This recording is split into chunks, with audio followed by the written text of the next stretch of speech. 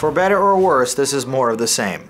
After a social media blitzkrieg that encouraged audiences to pick a side in the titular bout, this superhero action film from Anthony and Joe Russo premiered nationwide in early May of 2016.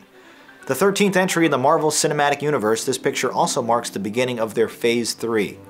The PG-rated adventure earned back its $250 million budget inside of a week, and most predictions have it grossing around $1.5 billion by the end of its theatrical run. Given its mammoth cast, I'd hardly classify this as a so-called solo film, but it is still Captain America's story, as political interference causes a rift between his allegiance to the Avengers and his fugitive friend, the Winter Soldier. Lamenting to an ally on their ability to effectively protect the world, the title character remarks, "We try to save as many people as possible. Sometimes that doesn't mean everyone." The central discourse between our heroes is handled quite realistically, as they spar over the issues of governmental oversight versus independent operation. Both arguments have their own merit, and commendably the movie doesn't spoon-feed the audience any answers.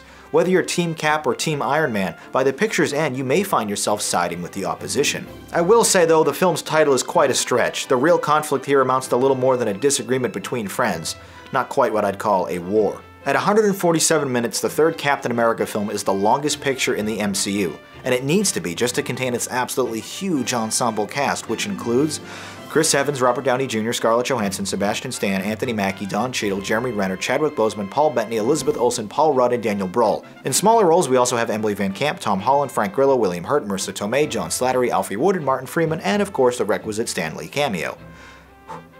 Since these are characters we've grown to love over the past 12 installments, their reluctant conflict feels earned and authentic. It also becomes a bit uncomfortable, like watching a fight between your parents. Remarkably, even the new characters feel fleshed out and developed. This is truly an effortless juggling act by the Russo brothers, and with so many proverbial balls in the air, you barely notice that Hulk and Thor have sat this one out.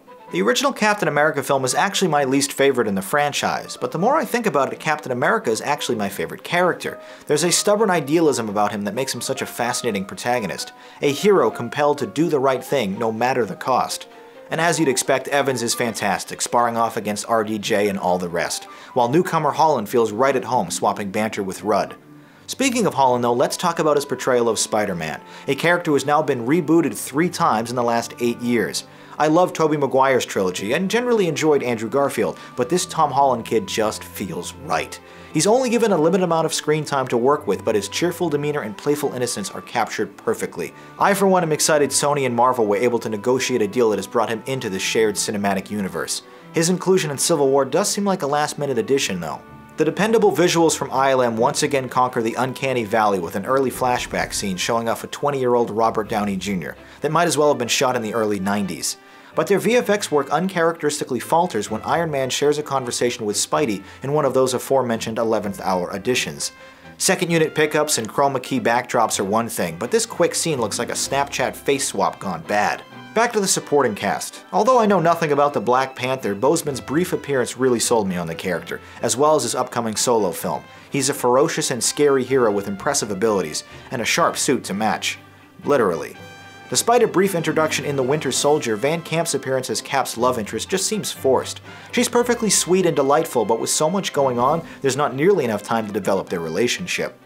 Hurt returns to the franchise after an 8-year absence, and although his stern government exposition isn't anything special, it does help retroactively tie his original film, The Incredible Hulk, back into canon a bit more. The action sequences in Captain America 3 are of the highest caliber, and even though some of the edits feel particularly quick, an early chase scene through a Lagos marketplace is quite exciting. Honestly, I could watch Johansson hurdle obstacles and take down bad guys all day. The feature is also loaded with plenty of applause-inducing moments, like when Stan rips off a railing to rappel down a stairwell during a huge fight, or moments later when he flips around a speeding motorcycle with his mechanical arm to steal it. On the funnier side of things, I especially enjoyed Rudd referring to Hawkeye as Arrow Man, or a scene where Mackie and Stan exchange a knowing smile of approval to a love-struck Evans. This franchise continues to show off inventive sci-fi tech too, like Mackie's flying drone sidekicks or Downey's Iron Man watch. We're in position.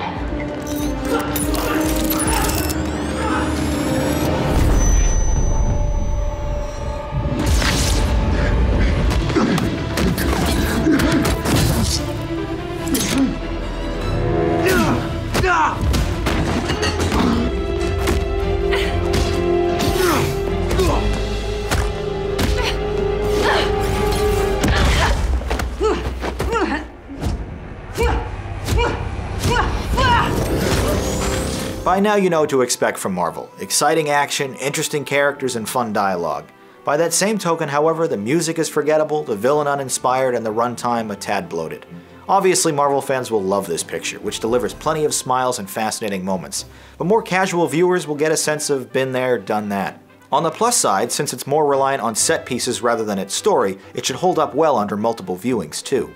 Captain America Civil War is a crowd-pleasing spectacle that doesn't take any risks. I thought it was great. Hardly Marvel's best, but it's certainly up there. That does it for this quick excerpt, but if you'd like to watch full episodes of Movie Night and submit your own reviews to be included on the show, please visit the Jogwheel YouTube channel. My name is Jonathan Paula, thanks for watching, and have a good movie night.